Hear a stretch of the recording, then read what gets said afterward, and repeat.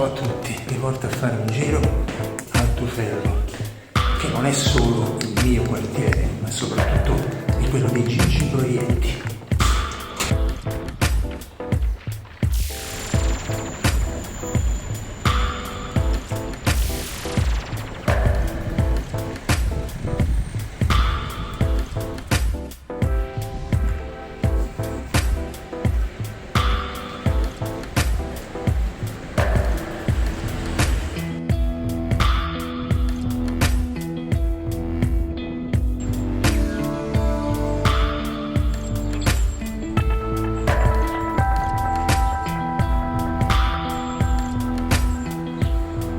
Peraltro il Tufello è stato anche la location di film tipo Soliti Ignoti, Ladri di biciclette, insomma non solo proietti, pure tanto altro.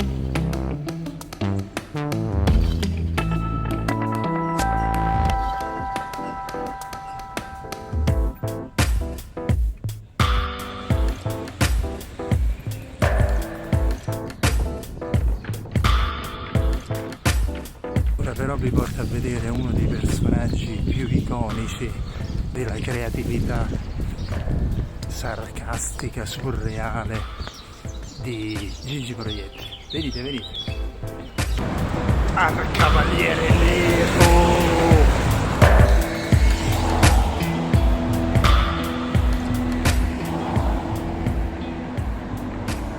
Allora, fine del brevissimo tour per il Tufello. Ciao a tutti.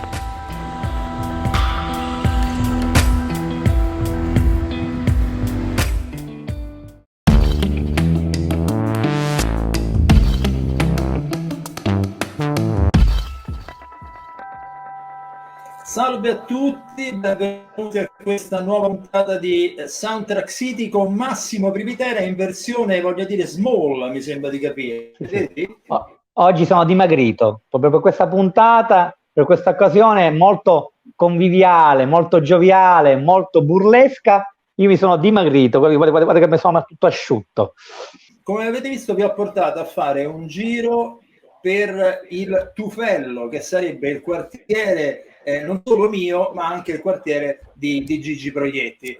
Però noi siamo qui non solo per parlare ovviamente del Tufello, ma siamo qui per parlare di questo documentario, no, Massimo, che è uscito proprio in questi giorni su Gigi Proietti. Parlacene un po'. Allora, la regia è di colui che ha lavorato a stretto contatto e ha avuto il piacere e l'onore soprattutto di essere veramente uno dei suoi allievi, poi averlo avuto anche come regista. Parliamo di Edoardo Leo, che è famoso attore italiano, regista.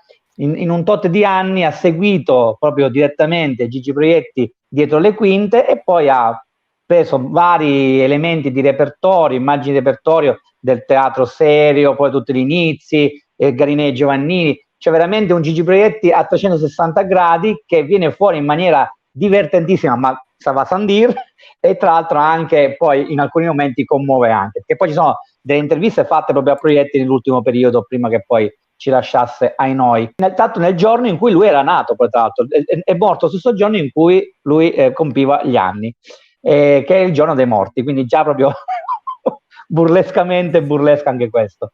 Il documentario che si può vedere su Rai Play, quindi vi consigliamo vivamente di andarlo subito a vedere perché effettivamente ne vale la pena. E oggi abbiamo il piacere di avere qui con noi colui che ha realizzato le musiche originali di questo documentario, che si chiama, mio caro amico Marco Testoni? Ionis Bashir, eccolo Ionis. Ciao. Ciao Ionis. Ciao a voi, ciao a tutti. È musicista, compositore e anche attore, e anche quindi c'è dentro di te un po' tutto. E cucino anche bene. Venire anche, io farei venire anche Pierluigi. Buonasera a tutti. Visto che lui cucina anche bene, io sono qua perché mangio, quindi insomma siamo 4 a tavola. Bene, ora parliamo di Ionis, che siamo qui per lui, quindi Infatti. Lasciamoci incantare. Allora, Ionis, mi spieghi un po' la genesi di questo lavoro, di questo documentario dove tu hai scritto le musiche? Come è uscita questa collaborazione con Leo? Io e Edoardo Leo siamo amici da tantissimi anni, siamo amici di famiglia, quindi insomma ci frequentiamo da tanti anni e abbiamo cominciato da tanti anni a collaborare diciamo fattivamente, facendo uno spettacolo teatrale che portiamo in giro da tanti anni, che ha un grandissimo successo, tant'è vero che siamo partiti da un piccolo pub, diciamo, sulla Casilina, e adesso approdiamo il 23 luglio alla cavea dell'Auditorium dopo tanti anni. È uno spettacolo dove lui racconta, si chiama Ti racconto una storia, il suo spettacolo, e io improvviso con una chitarra, attaccato però chiaramente con una chitarra MIDI, attaccato anche al computer, o comunque faccio tutti i suoni possibili che mi vengono in mente, anche perché è nata come improvvisazione musicale. Poi piano piano abbiamo cominciato a fissare le cose, ma noi non abbiamo mai fatto le prove. Cioè la prima volta che siamo andati in scena, proprio in scena gli chiedevo: ma com'è? È triste? È allegra? Così, era proprio ormai fa parte del nostro spettacolo. Lui c'ha un pacco così di racconti, ogni tanto li cambia, ecco. Ci deve essere una bella intesa proprio da di voi per fare tutto questo improvvisato. Sì, assolutamente sì, c'è una grande sintonia, tant'è vero che io insomma sono molto attento, guardo molto lui, vedo i suoi respiri, infilo le cose al volo, che possono essere cose musicali, cose di cazzeggio, di risata, di rumori, faccio un sacco di roba, ecco. Nel frattempo lui mi aveva raccontato di questo documentario che stava facendo su Gigi Proietti, che in realtà è un documentario nato su A me gli occhi please, era nato su quello. Poi dopo si è trasformato purtroppo in altro. E quindi nascendo da quello, lui insomma sapeva che io ero cresciuto, nato con Gigi Proietti, anche se io non sono come Edoardo, non sono un allievo della sua scuola, ecco, non abbiamo fatto la sua famosa scuola, ma abbiamo lavorato con lui, e poi alla fine in qualche maniera, ecco, a me, insomma, mi sono piaciuto, non dico adottato, però alla fine anche quelli della sua scuola in qualche maniera a volte si sbagliano, pensano che io abbia fatto la sua scuola, perché ho lavorato tante volte con lui, Villa Arzilla, di Che Vizio Sei, quando cominciammo nel 1989, e tante altre cose in teatro, la Capannina e via dicendo. Quindi siccome Edoardo sapeva di questo rapporto molto stretto con Gigi, anche con la sua famiglia, alla fine mi ha coinvolto, e per me è stata una gioia enorme quando ho detto che avevo questa opportunità. Ti volevo chiedere una cosa, Ionis. Ovviamente nel documentario, oltre alla forza espressiva, autoriale, di dialogo di Gigi Proietti, tutte le sue performance, da quelle comiche straordinarie, iconiche, a quelle là un po' più del repertorio drammatico, è pieno di dialogo questo racconto visivo, e non solo, su Gigi Proietti. Ma i tuoi interventi musicali, che sono tra il nostalgico, il melanconico, ogni tanto qualche cosa di un po' più beffardo, però come sei riuscito a introdurti in tutta questa marasma di dialoghi, che è la cosa più complicata in assoluto? Beh, diciamo, io, come voi sapete, insomma, che fate colonne sonore, insomma, noi seguiamo le indicazioni del regista.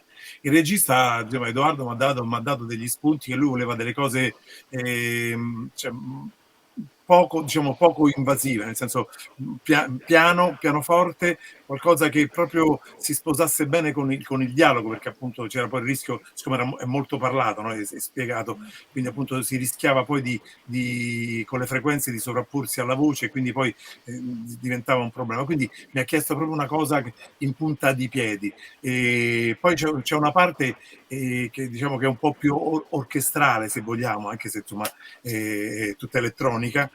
E poi invece mi divertiva mettere anche una parte un po' allegra, un po' più orchestrale, quando costruiscono il teatro, perché comunque ci doveva essere qualcosa di allegro, no? Perché è un momento di gioia, stiamo costruendo un teatro, e quindi quindi un po' di strumenti un po' più allegri, ecco, quindi un po' di controfagotto e via dicendo, insomma, per rendere qualcosa di più divertente. Però ecco, diciamo, poi per quanto riguarda la nostalgia e la malinconia, diciamo, è stato abbastanza facile, perché insomma non è che mi sono dovuto applicare molto, insomma, sì. La roba era talmente dentro che per me, io ogni volta che lo vedo rido, ma piango, e l'ho visto come immaginerete 50.000 volte, però ogni volta per me è così. No, ma sei stato molto delicato, come ti ho scritto, molto delicato e puntuale. Il regista avrà sicuramente facilitato nella sua richiesta, no? Però poi andare a mettere delle note sotto quelle parole, sotto quelle facce, sotto quelle situazioni di Gigi, non è facile. Quindi complimenti perché hai fatto un lavoro veramente di cesello, un po' come quando lui diceva che mi dai una bagnata che mi dai una bagnata di note, che ci mi metti una cosa qua, e allora tu gli appoggiavi una cosa e lui subito cominciava, no? Come lui da animale musicista quale era, lui nasce con la musica, ma io rimasi veramente sorpreso. Lui prendeva ispirazione come veramente come l'acqua nel deserto dalla musica. Lui era. Mi spiegate il Gigi Proietti musicista? Quanto deve durare sta puntata? No, sono curiosissimo. Vai Ionis, vai. No, vabbè, a parte che sul documentario diciamo si vede molto, poi lui aveva iniziato proprio con la musica, voleva fare quello, poi alla fine gli hanno detto ma fa attore che con questa faccia sei talmente forte, gli ha detto sì, il clarinettista, sì. però lui ha sempre una grande musicalità, lo dimostra anche sul documentario, per esempio il Gramlow, no? Cioè il fatto che lui canta in inglese e in napoletano è quello che vuole, inventando le parole, inventando anche melodie, e lo fa in maniera strepitosa. Superba. Così come numero 1 per K, la famosa. Cioè, capito? Stiamo parlando di capito, uno che ha una musicalità tale che quello fa quello che vuole, cioè, nel senso, quindi insomma, la musica lui l'ha sempre amata. Infatti in tutti i suoi spettacoli, ho cominciato con lui con Di che vizio sei, alla fine cantava sempre, lui comunque metteva sempre dei pezzi perché lui gli piace, con la grande orchestra poi diretta da Peppe Vesticchio, che quindi lui si divertiva.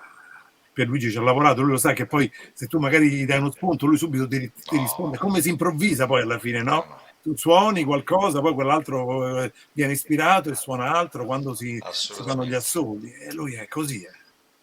Assolutamente, confermo tutto, sottolineo il fatto che proprio lui, come ho già detto prima, prendeva grande spunto, ma aveva appunto una pratica, una conoscenza, per cui c'era proprio un dialogo musicale. Ma anche nella sua recitazione, come dire, lui esprimeva musica nella sua recitazione, questo che mi ha sconvolto quando ci lavorai. Poi lì fu una situazione abbastanza complessa perché era un testo drammatico tutto sommato, perché insomma non era il Proietti, no, dell'avanspettacolo, delle battute, delle cose. Era Proietti che interpretava Socrate, insomma, quindi era molto impegnato. Io mi ricorderò che guarda, io tremavo perché oltretutto appunto ero responsabile del quintetto d'archi e scelsi di impararmi a memoria tutti i pezzi, quindi di non avere lo spartito davanti, perché avevamo una serie di ostinati che dovevamo andare su battuta, con degli attacchi, con dei cambi, con delle cose che appunto Nicola Piovani, che era il musicista che aveva composto la colonna sonora, ci aveva dato, però lì si andava su battuta proprio, c'erano dei tappeti ostinati che andavano su un certo dialogo e poi a battuta si partiva con un'altra cosa. Per stare molto attento a questa cosa decisi di farlo senza spartito. E lui era, non so come dire, era il sesto strumento del quintetto. Era il sesto strumento del quintetto. Lui prendeva da noi e noi prendevamo da lui il ritmo.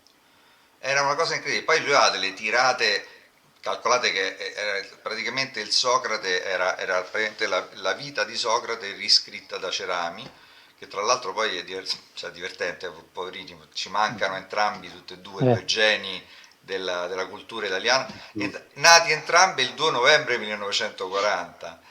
E c'era Cerami che poi in Canti di scena aveva anche scritto una cosa meravigliosa, che lui raccontava che aveva avuto un fratello precedente chiamato Vincenzo che era morto, e lui quindi nato il 2 novembre, tutti i 2 novembre, il giorno del suo compleanno, andava al cimitero a omaggiare il fratello morto che si chiamava Vincenzo. E quindi diceva vabbè questa però insomma, lui era l'autore del testo di Socrate, e quindi c'era tutte queste tirate filosofiche sul pensiero di Socrate, sul fatto che lui accettava di bere la cicuta per rispettare le leggi che lui aveva sempre rispettato, cioè, e tutto questo elucubrazione, la sua attorialità eccetera, prendeva proprio linfa dal ritmo, e il ritmo ci veniva dalle sue parole. Per non parlare poi delle nottate fatte al ristorante, Vabbè, Ionis. quella è un'altra Lì capito, poi, vabbè, lì poi c'era il dopo spettacolo, che era lo spettacolo forse vero, no? Se ne parla nel documentario di questi famosi dopo spettacoli, no? Lui era... Ionis, facci un ricordo di qualche dopo spettacolo, dai, con lui. Beh, considera che quando facevamo Di che vizio sei noi eravamo a Montecatini, e praticamente, a parte che lui decideva, quindi siamo stati un mese e mezzo là, Pavola. Come voi sapete, lui la mattina presto, quindi era imposta la RAI che le prove, tutto quanto si cominciava da ora di pranzo in poi, e va bene, perché chiaramente la sera poi si andava fuori, si cenava, e poi in quegli ambiti, cioè, il programma nasceva lì. Lui faceva, ma sai che potremmo fare questa settimana? E incominciava lì a fare quello che si sarebbe potuto fare. E quindi faceva, che ne so, a Sauna, faceva, o potremmo fare, non mi rompe il capo, possiamo fare, cioè, oppure se c'è un pianoforte, vabbè, che te lo dica a fare, anzi, di solito si andava, spesso c'era qualche strumento musicale, e lui incominciava lì a fare le cose. Tu stavi sotto al tavolo con le lacrime dall'inizio alla fine. Io dico sempre che uno dei momenti più divertenti, quando montammo uno spettacolo, La Capannina di Roussin, io mi ricordo che io facevo un personaggio, e insomma, all'inizio l'avevamo preparato prima che a lui arrivasse il capo dell'isola, che doveva essere di un selvaggio che arriva lì, che non parlava, un muto, e io l'avevo preparato, insomma. È arrivato Gigi, no, ma questo lo devi fare così, e lui comincia a fare questo personaggio africano dell'isola deserta, che arriva lì di fronte a questi tre che erano capitati lì dopo un naufragio. Cioè, ti giuro, guarda, io stavo con le lacrime, guarda, mi dispiace non c'erano i cellulari all'epoca, un filmato di lui che improvvisava questa roba lì dal nulla. E poi lui improvvisava anche in scena, per esempio, quando facciamo Di che vizio sei, quando facciamo quel famoso spettacolo, quella cosa che ha fatto con la signora delle camelie, no? Che c'è il suggeritore che gli dice, lui ne ha fatta una versione un po' diversa lì, e noi eravamo gli arditi, io stavo con un cappuccio in testa, con una roba da militare, vestiti così tutti seri, e a un certo punto lui entrava e lui faceva, ecco i miei vestiti con tante d'arme, i miei arditi con tanto d'arme, e lui cambiava tutte le cose. A un certo punto lui entra, e una cosa che non aveva mai fatto, ma una cosa semplice, banale, fa per salire sul cavallo, poi a un certo punto fa finta che sto cavallo scoda, e lui fa una roba tipo che noi non ci aspettavamo, e io sono venuto sbotto a ride in prima serata Rai 1, che ero proprio alle sue spalle, capito? Perché lui improvvisava, perché gli veniva una roba che non poteva resistere. No, voglio dire, sono cose che io ricordo che la prima volta che io ho sentito Non mi romper cazzo al Teatro Olimpico, io ho avuto paura di morire. La prima volta che ho visto Non mi romper cazzo. Quella è alta cultura, oltretutto, quella è una parafrasi spettacolare di un mondo con tre parole. Lui ha fatto un ritratto di un mondo artistico, di un'epoca, di una cosa che è spettacolare. Ma io quello che volevo dire prima, no? Cioè, io penso che chiunque di noi ha raccontato una barzelletta nella sua vita, no? Penso che più o meno ci è capitato a tutti, ma lui le raccontava a se stesso. Lui rideva lui, non so come dire, cioè lui raccontava io l'ho sentito in quei 2 mesi, tutte le sere, cioè, è capitato di sentire magari la stessa barzelletta più forte. Lui iniziava a ridere prima, quando doveva arrivare alla fine, perché poi si divertiva lui. Era quella la cosa meravigliosa, che da cui prendi veramente insegnamento, no? Cioè, se fai veramente qualcosa che ti emoziona, allora hai fatto il tuo mestiere di artista, cioè hai emozionato. Se non ti emozioni te, non puoi emozionare. È quello sicuro. No. Poi con la chitarra in braccio, no? A cena, a tavola, no? Si metteva lì con le cose, si faceva che ce l'hai una chitarra al ristorante, figurati. Arrivava, si metteva lì e niente, tra canzoni, parafrasi, barzellette, storie, chiacchiere, mamma mia, guarda che le barzellette poi tra l'altro è una cosa che, diciamo, io prima ero un grande raccontatore di barzellette, poi a un certo punto ho cominciato a non ricordarmele più, e io mi sono fatto delle serate, mi ricordo addirittura una serata con Gigi e Renzo Arbore, che è un altro appassionato. Io mi ricordo una sera in 3 a raccontare barzellette, me la ricordo come veramente una cosa memorabile, che poi a Renzo un giorno mi disse: ma tu quella sera a Bashir mi hai raccontato una barzelletta che è una delle migliori che io abbia mai sentito in vita mia, e io non mi ricordo qual è manco lui. Pensa come stavate. Non me ne ricordo più. A un certo punto ho cominciato a segnarmene le barzellette, ma tanto non devi, ti devono venire e ti devono già far ridere mentre ci pensi. Allora sì. ti diverti, perché se no se te le segni non vale più. No, ci tenevo a fare una domanda, visto che comunque siamo sempre un programma dedicato al mondo della musica applicata alle immagini. Ci tenevo a dire questa cosa qua, perché Ionis è uno dei casi, soprattutto nel nostro paese, rari, perché nel mondo ci sono i famosi registi compositori o montatori altrettanto compositori, penso a John Ottman, ma ci sono pochi casi in cui l'attore diventa anche compositore. Come la vivi tutto questo? Cioè, com'è che un attore, dato diventa compositore, ma soprattutto come tu vivi la tua arte del comporre da attore? Allora, cominciamo a dire una cosa. Io ho cominciato con la musica, poi ho fatto ecco. Io ho cominciato, insomma, io suono da piccolo, la chitarra, sono sempre stato malato, sono cresciuto con tutto il rock anni 70 e con le colonne sonore di Morricone e via dicendo, e anche, insomma, mia nonna mi portava a vedere musica classica e musica lirica, e quindi sono, diciamo, io da quel punto di vista mi reputo un ascoltatore, cioè sono come l'antibiotico ad ampio spettro, nel senso che mi sono imbevuto di tanto, e questo, diciamo, mi permette ora di ridare tanto quando poi devo comporre, perché poi alla fine riesco a calarmi in tutti i generi, perché veramente chiaramente quando si dice la musica, quando è bella, non è che si dice la musica è meglio di quell'altra, quando è fatta a grande livello, insomma, comunque è grande musica, quindi ho visto concerti di tutto, quindi mi sono abitato pure vicino al Palaeur, quindi ho visto roba di tutti i generi, quindi ho sempre, e il mio sogno era iscrivermi al conservatorio da piccolo, e mia madre, che non si filava quasi per niente, insomma, non interveniva mai niente, mi disse: ma che fai? Io ho un mio amico che insegna chitarra, però alla fine che fai, l'insegnante di chitarra? E io le diedi retta, sbagliando, tant'è vero che appunto, infatti poi in tarda età, a 57 anni, mi sono iscritto al conservatorio a Santa Cecilia e mi sono laureato in composizione jazz con 110 lode. Ho addirittura la mia tesi di laurea è diventata un libro che presenterò, anzi vi invito tutti quanti il 23 aprile alla Casa del Jazz alle 11 di mattina. C'è proprio un dibattito, il jazz è morto, dove ci saranno tanti grandi ospiti del jazz. E quindi diciamo che la malattia della musica vive da me da sempre, solo che io mi sono sempre stato, diciamo, molto timido, diciamo, ecco, da quel punto di vista là, perché forse proprio perché era una cosa a cui tenevo tantissimo, e quindi mi sembrava sempre che c'avevo tutta roba nel cassetto, che stavo ammucchiavo roba lì, ma no, ma non è il caso. Poi feci un percorso, diciamo, di PNL, programmazione neurolinguistica, sono diventato life coach e business coach a 50 anni, però quella roba lì praticamente, invece poi l'ho fatto un po' life coach e business coach, ma di fatto quel percorso lì, aiutare gli altri a raggiungere i propri obiettivi, mi ha fatto capire che il mio obiettivo primario, originario, era la musica, la mia malattia.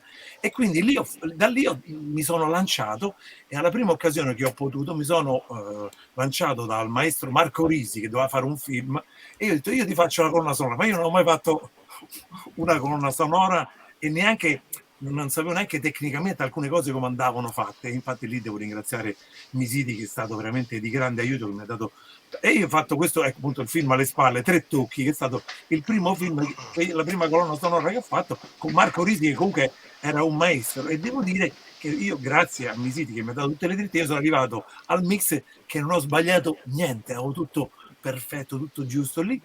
E poi la mia capacità di mediazione, appunto, col maestro, capire le cose che voleva capire, poi insomma facendo anche l'attore e non avendo proprio la fissa di musicare tutto, quindi io sono uno che va, insomma, abbastanza cauto, non sono quello che riempie. Ecco. A me piacciono anche i film senza musica, per assurdo, e questo non lo dovrei dire su questo canale, però diciamo che non sono fissato. Quindi alla fine, nell'equilibrio dell'attore che ha visto sempre musica, sempre film, e ha partecipato, quindi la mia parte cinematografica e la mia voglia smisurata di fare musica, alla fine, ecco, sono finalmente riuscito a approdare in questo meraviglioso mondo delle colonne sonore che io amo da sempre. Ecco.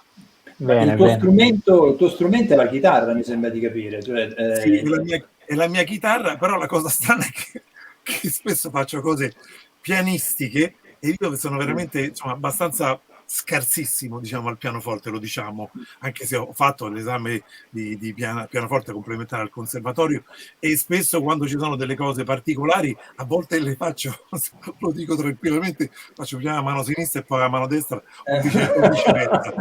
Oppure alcune cose le faccio con la chitarra MIDI, e quindi, però voi sapete che alcune cose insomma poi non vengono con la chitarra MIDI. Che poi è difficile fare prima la mano sinistra e poi la destra, per me è ancora più difficile sotto certi aspetti. Però per chi insomma, diciamo, non ha proprio praticità, diciamo, alcune cose, diciamo, che mi lancio a volte anche così, ma ovviamente ci metto 10 ore rispetto a un pianista e ci metterebbe 10 minuti, ecco. Chi compone non deve essere necessariamente un eccelso strumentista, che ne dica Pierluigi Pietroniro lì. No, scherzo. No, perché scherzo. Poi parli a me, appunto, che sono l'esatto opposto, invece strumentista prestato all'autorialità. A ridaglie con sta autorialità. Perché Ionis, devi sapere che lui, avendo lavorato spesso con Morricone, non ce la fa proprio a dirsi compositore, allora lui si chiama autore, ha deciso di chiamarsi autore per rispetto ai compositori, ma mica per altro. Io scrivo musica e vabbè, poi alla fine il risultato è quello. Quindi sei compositore, chi scrive musica. Ma no, compositore è chi è laureato in composizione, però non